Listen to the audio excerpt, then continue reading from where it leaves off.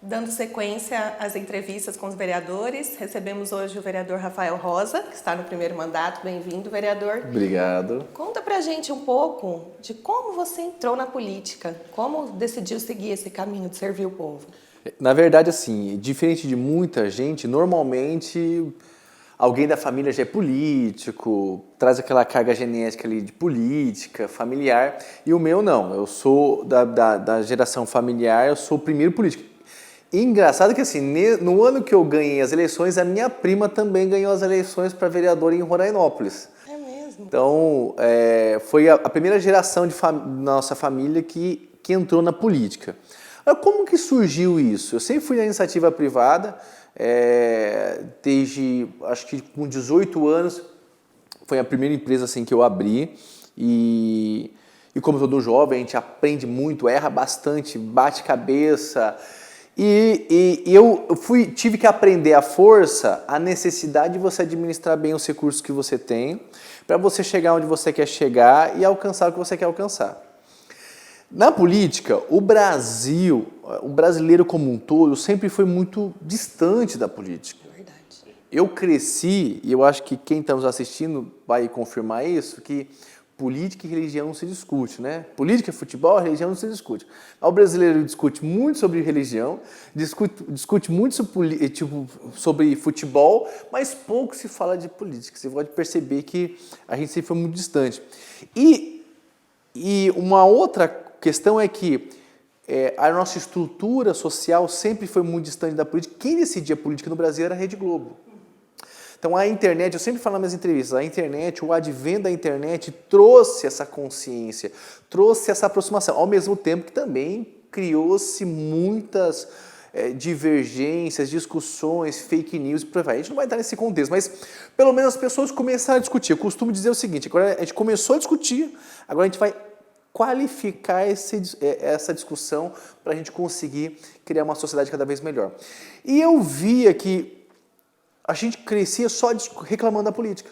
Tanto é que muita gente tem vergonha de falar como que é vereador. Primeiro, sim, se você falar que você é vereador, já vão te pedir alguma coisa, né? Como se você resolvesse com o estalar de dedos. E não é bem assim que as coisas funcionam. E a segunda coisa é porque é uma profissão muito mal vista. Mas eu percebi que ao longo quando eu fui me interessando por política e vendo como ela impacta diretamente na economia, no desenvolvimento social, na educação do país. A gente pode falar qualquer coisa de política, mas você gostando ou não, ela vai gerir a sua vida de alguma maneira. Então, a partir do momento que as pessoas que eu presumo que são boas não fazem parte da política, as más vão dominar. E a gente vai passar a vida inteira reclamando da política. E aí começou-se os eventos sociais de política. As pessoas indo para a rua, né? Eu não vou aqui fazer uma discussão sobre PT, quem está certo, quem está errado, a gente não precisa disso. Mas eu comecei a ir para a rua, comecei a me interessar, comecei a participar de grupos políticos que se discutia de política, que se estudava sobre política. Que loucura estudar sobre política, né? Então, isso foi me cativando. E eu sempre fui muito falador. Você viu que você me fez uma pergunta, eu não deixei nem passar para a segunda pergunta. Mas eu sempre fui muito forte na comunicação e sempre gostei muito de me comunicar. Na minha igreja, eu pregava muito também e eu peguei... E as pessoas começaram a falar assim, Rafa, você daria um grande político, você podia participar da política, a gente conhece a tua índole, você tem um perfil, você consegue conversar com todo mundo, porque na política o desafio não é só você defender os teus ideais, mas é você conseguir sentar com uma pessoa que tem ideais totalmente opostos ao teu e você não tem ódio da pessoa. A pessoa tem, do mesmo jeito que você quer que os seus pensamentos sejam defendidos e respeitados, a pessoa também tem o direito de ter os seus pensamentos diferentes também respeitados. Então eu falei, mas será? Né? Não tem família de político, né? A gente só via aquelas coisas absurdas na política. Mas muita gente começou a realmente me incentivar, a me motivar. Eu tive a oportunidade de conhecer alguns políticos por causa desses movimentos sociais políticos que a gente participava. E eu comecei a olhar para esses políticos e falei assim, cara, eu acho que eu posso chegar lá, dá para fazer alguma coisa. A gente vai passar a vida inteira ou falando mal da política ou de alguma maneira tentar construir uma mudança.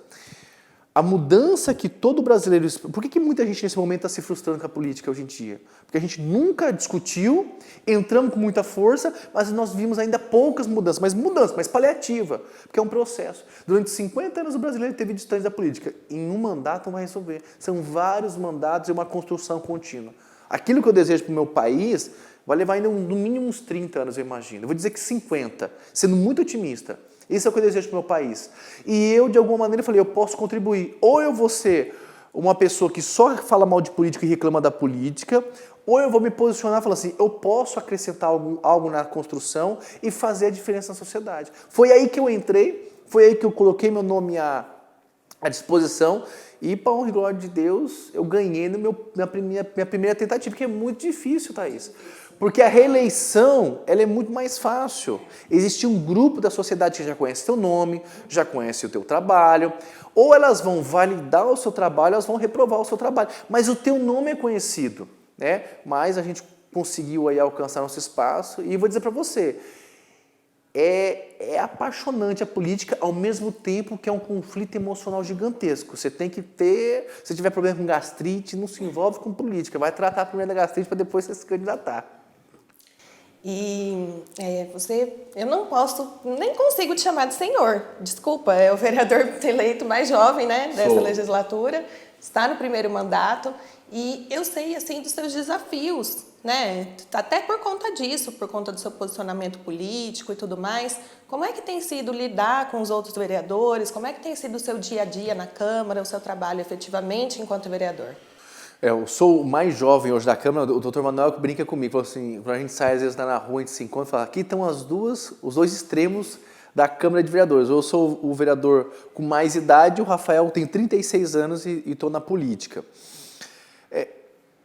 Para mim, no primeiro ano, foi um ano mais difícil assim, para mim, Thaís, porque... De adaptação também, de adaptação, né? De você entender como é que são os processos. As pessoas falam assim, Rafael, o primeiro ano é muito difícil porque as pessoas dificultam muito o teu trabalho e tal. Eu não vejo por esse lado. Eu vou dizer para você que como qualquer novo emprego, como qualquer nova faculdade, nova universidade, você vai aprendendo muita coisa que você consegue se encaixar ali no contexto e desenvolver o seu trabalho. Então, o primeiro ano foi um ano de muito aprendizado. Primeiro, porque como eu tenho um posicionamento, eu defendo muito forte aquilo que eu acredito, vamos dizer assim, e eu faço muitas oposições a certos pontos específicos. Isso, de alguma maneira, traz uma carga de uma pessoa que às vezes era muito briguenta, uma pessoa difícil de trabalhar. Então, existia sim um certo preconceito estabelecido, que é normal, né, com a minha figura. Só que, muito diferente disso, quem trabalha comigo sabe que não tem nada a ver. Não é porque o vereador pensa isso que eu acho que todo mundo tem que pensar. Eu acho que o parlamento ele serve para ter essa diversidade de opiniões e a gente tenta... Eu vou dizer para você que nem o meu é 100%, nem do vizinho é 100%, mas o meio disso, a construção disso, é o ideal para alcançar a massa, alcançar a sociedade. Então, à medida que os vereadores foram trabalhando comigo, eles foram percebendo que eu era uma pessoa de confiança, íntegro, decente, daria para conversar. Você não estava me falando uma coisa aqui, eu estava depois te enfiando a faca nas suas costas lá atrás, fofocando. Como na política, as pessoas... Tem muita gente má na política. E falta pessoas boas. Então, o primeiro ano foi um ano de adaptação, um ano de muito aprendizado. Como é que não é só você pegar um projeto e deixar correr nas comissões. Você tem que ir para as comissões, tem que defender o projeto, conversar, explicar, participar. Ir para plenário com uma boa defesa, uma defesa técnica. A gente tem que parar de ficar discutindo só questões ideológicas. A gente tem que partir para o lado técnico, o que vai mudar das pessoas. Eu não sou vereador, eu estou vereador. E parece até um discurso político, mas isso é um fato. Eu só estou aqui 4 anos. Eu não sei se eu vou estar aqui nos próximos 4 anos. Mas se eu não estiver aqui nos futuros, né, próximos mandatos, que pelo menos eu possa olhar para trás e não ter vergonha do vereador omisso e fraco que eu fui. Mas, de alguma maneira, eu pude contribuir para a sociedade, porque esse é o mundo que eu vou deixar para minha filha. Ou para os meus filhos. Eu tenho uma filha só agora, vai fazer 2 meses nesse próximo sábado, a Valentina, mas eu pretendo fazer mais filhos, mas eu quero poder olhar para trás e saber o que eu deixei para a minha geração. Porque muitas vezes a gente fala assim, quando a gente fala de deixar alguma herança, a gente pensa em casa, carro, bens, mas o maior bem que a gente pode deixar para uma geração é a construção social. Então, nesse comportamento, nessa construção, eu consegui me aproximar mais do parlamento, dos outros vereadores, e ao mesmo tempo continuar com os meus ideais, com os meus pensamentos e com as minhas defesas. Né? Porque muitas pessoas falam, você não pode andar com fulano, você não pode andar com ciclano. Não.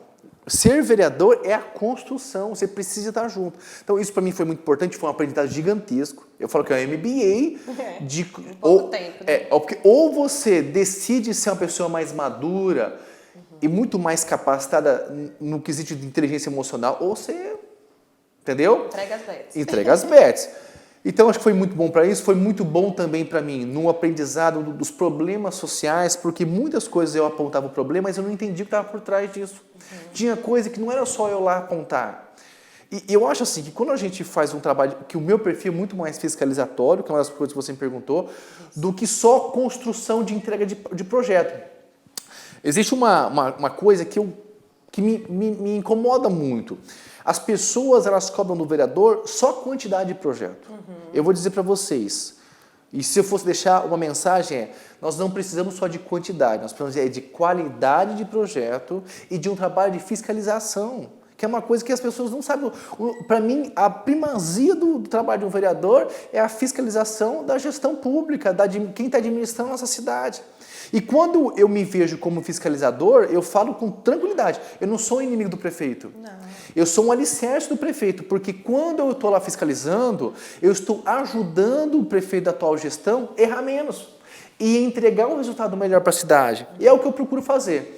Então, dentro da nossa semana de trabalho, a gente separa de 1 a 2 dias no mínimo para fazer rua. Eu gosto de ir para a rua. Conversar com as pessoas. Tanto conversar com as pessoas, quanto pegar... A gente recebe muitas demandas nas nossas redes sociais. Entendi. Tanto no Facebook quanto no Instagram. Todos os dias. É uma penca de mensagem. Claro que a gente filtra, que a gente percebe que as pessoas querem que eu ataque o prefeito e não traga uma solução para a sociedade. Eu não vou fazer isso. Eu, como cristão, seria negligência da minha parte eu fazer da minha vida pública uma questão pessoal. Eu não sou pago por você que está me assistindo para falar mal de prefeito, de vice-prefeito. Eu sou pago para fiscalizar e ajudar na administração pública e conseguir entregar dentro do meu trabalho o melhor resultado para você, que é isso que vai mudar a nossa vida. Não um ataque de vaidade. Né? Então a gente tem de 1 a 2 dias que a gente vai para a rua conversar, a gente primeiro filtra as mensagens. Segundo, com quem nós vamos falar? Rafael, tal rua está com problema disso, tal rua está com problema daquilo, tal região está com isso, muita gente falando de tal UBS, tal grupo de pessoas já recebe muitas mensagens de UPA, vamos agendar, vamos falar com a diretora da UPA, vamos visitar a UBS, vamos ver a estrutura, vamos ver se esse bairro está com problema de asfalto mesmo, se está com problema de... Né? Em geral, e aí a gente traz essas demandas para cá, faz nossos requerimentos, conversa com a prefeitura, eu não simplesmente taco lá, eu ligo, converso, vou nas secretarias, ajuda a gente lá, vamos fazer isso aqui faz muito tempo que o pessoal está pedindo, isso aqui não pode continuar desse jeito. E eu faço sempre 2 vídeos, você pode perceber. Eu faço o vídeo mostrando o problema, cobrando e depois quando a prefeitura entrega. Porque às vezes, por a gente ser de oposição, a oposição ela é vista no Brasil como só falar mal de quem está no poder. Para mim, quem faz isso é um baita de um mau caráter, porque só está com a intenção de estar no lugar dele. Porque quando está no lugar dele, não quer que ninguém fale mal. Eu não penso isso. Muito pelo contrário, eu tenho o maior prazer. Eu tenho muito mais alegria de mostrar que a prefeitura entregou e fez o serviço e fez bem feito, se fizer mal feito não tem que reclamar, do que ficar reclamando. Pô, que vida horrível. Ficar só reclamando da vida. Então, é muito legal quando a gente volta para o bairro e a gente vê, tal região fez. Teve uma região, umas coisas que mais marcaram.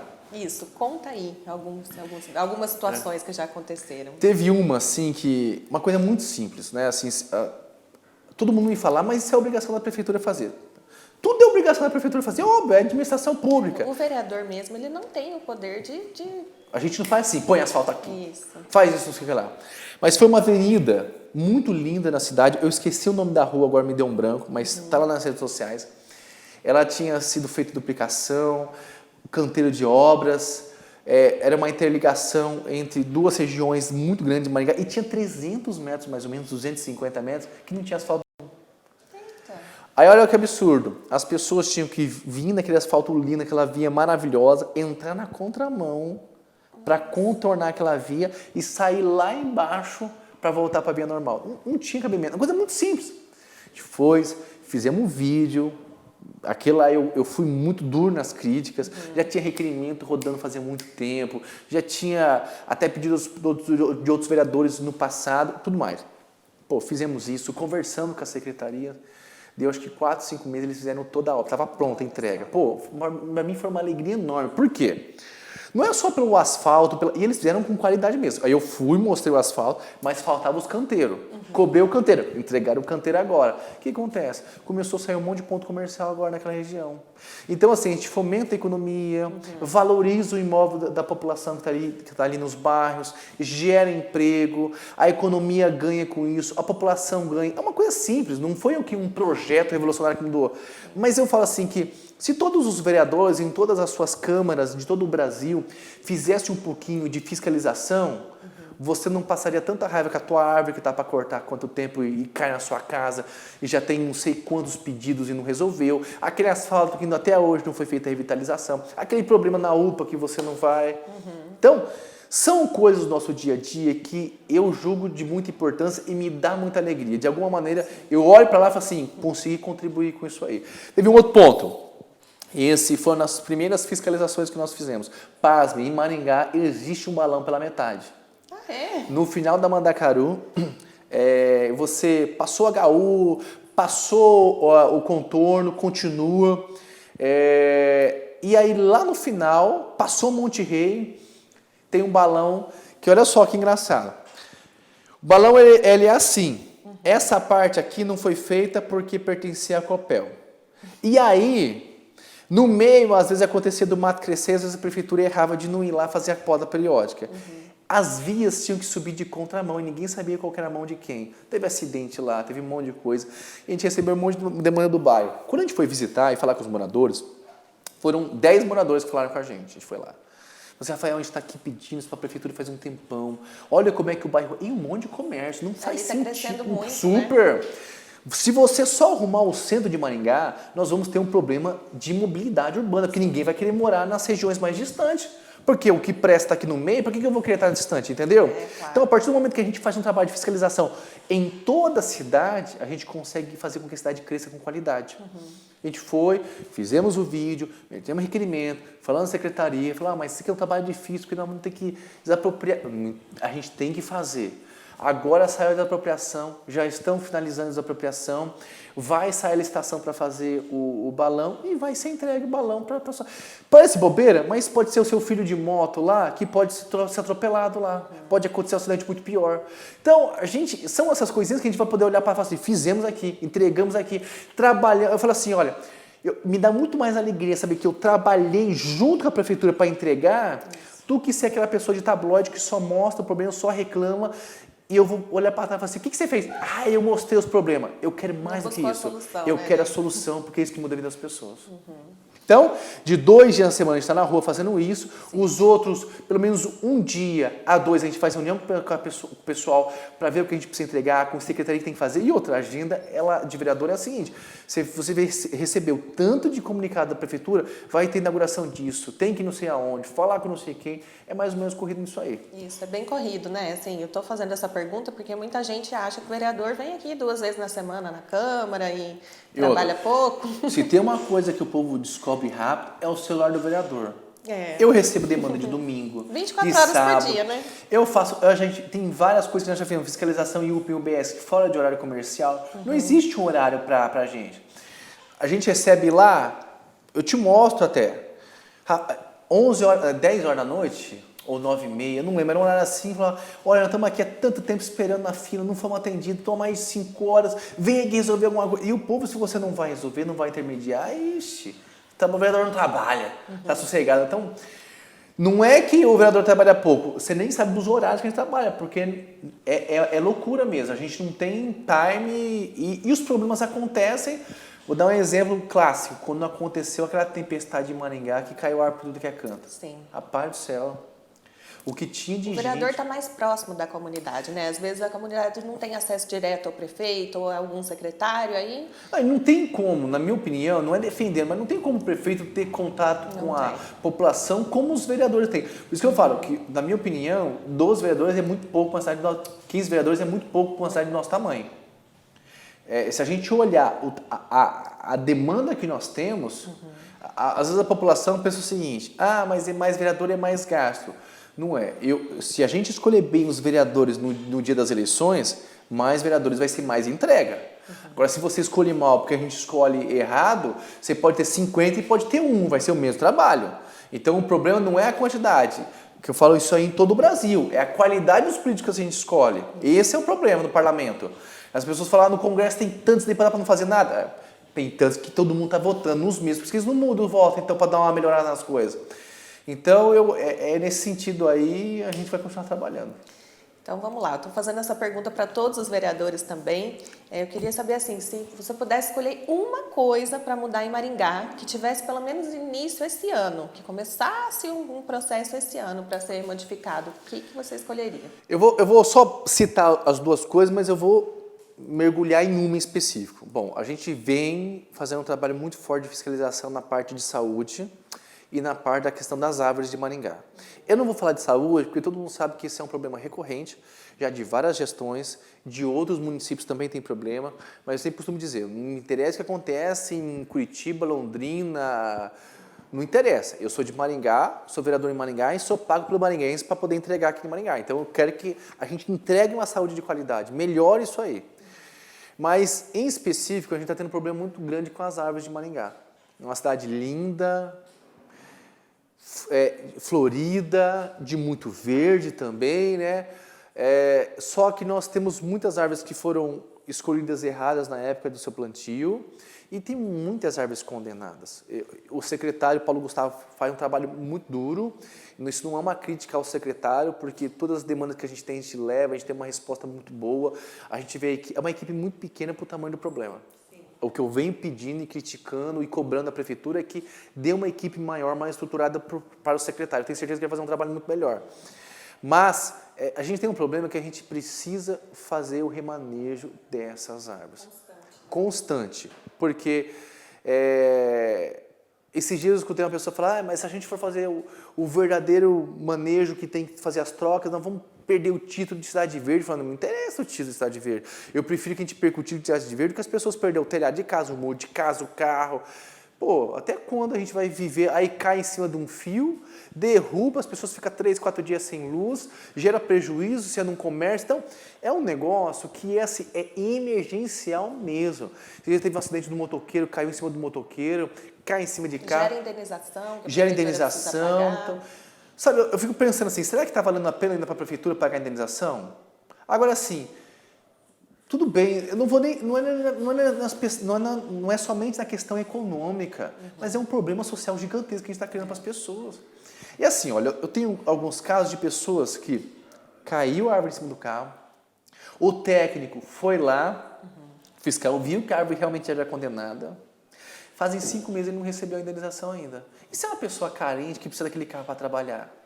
Sabe, a coisa é muito séria, é uma coisa simples, é uma coisa que dá para resolver e a gente está protelando. E não dá para a gente colocar a culpa na tempestade, porque tempestade sempre tem. A gente precisa fazer o seguinte, tem uma passagem da palavra de Deus que eu acho muito interessante, que é o seguinte, aquilo que cabe a Deus fazer, Deus vai fazer. Mas o que cabe ao homem fazer, isso o homem tem que fazer.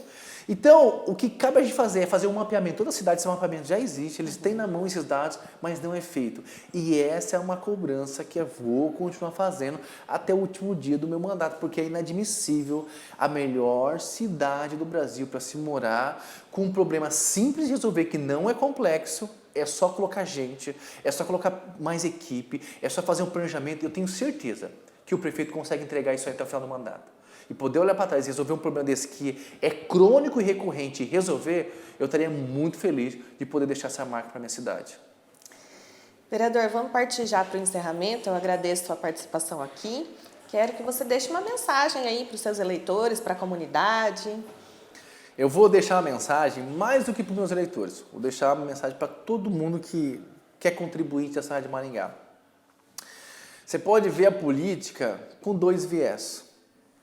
Ou um viés que atrasa o Brasil de caminhar para frente, ou um viés que ajuda o Brasil a ser impulsionado para onde o lugar de protagonismo que ele deve existir. Nós temos um país rico, com diversidade, um solo incrível, um meio ambiente propício à prosperidade econômica, à geração de emprego, ao desenvolvimento social, mas nós, como estrutura econômica e de Brasil, nós estamos muito atrasados. Nós podemos e devemos fazer com que o Brasil avance, mas isso depende diretamente do meu e do seu trabalho. Se você é uma pessoa capacitada, instruída, de boa índole, eu não quero que você seja só um participante de críticas políticas, mas seja protagonista, nos ajude a desenvolver um país melhor. Logo nós vamos ter eleições para deputado estadual, para deputado federal, para presidente e para senado. Faça valer a pena o seu título. Essa é a principal arma. Eu vejo muitas pessoas discutindo sobre porte de arma, mas a maior arma de todas você já tem nas suas mãos e muitas vezes a gente não dá o valor, que é o nosso título de eleitor. Faça a diferença nas próximas eleições. Eu não sou candidato a nenhum desses cargos, mas eu quero te pedir a sua ajuda para a gente conseguir criar uma estrutura cada vez melhor. Porque quanto mais bons políticos estruturados e instruídos políticos nós tivermos, melhor o nosso país vai estar. E essa é a mensagem que eu quero deixar. Faça a diferença nas eleições e se você sente um apelo a se envolver com a política, é difícil a política? É muito difícil. Se você quer fazer diferença, vai ter trabalho? Vai ter muito trabalho. Mas ou você vai passar a vida inteira reclamando ou fazendo a diferença. Eu te convido a fazer a diferença comigo, aonde você estiver, a cidade que você estiver me ouvindo, a fazer a diferença na sua sociedade. Obrigado. É isso aí. Eu que agradeço. Falamos com o vereador Rafael Rosa. A gente fica por aqui. Até a próxima.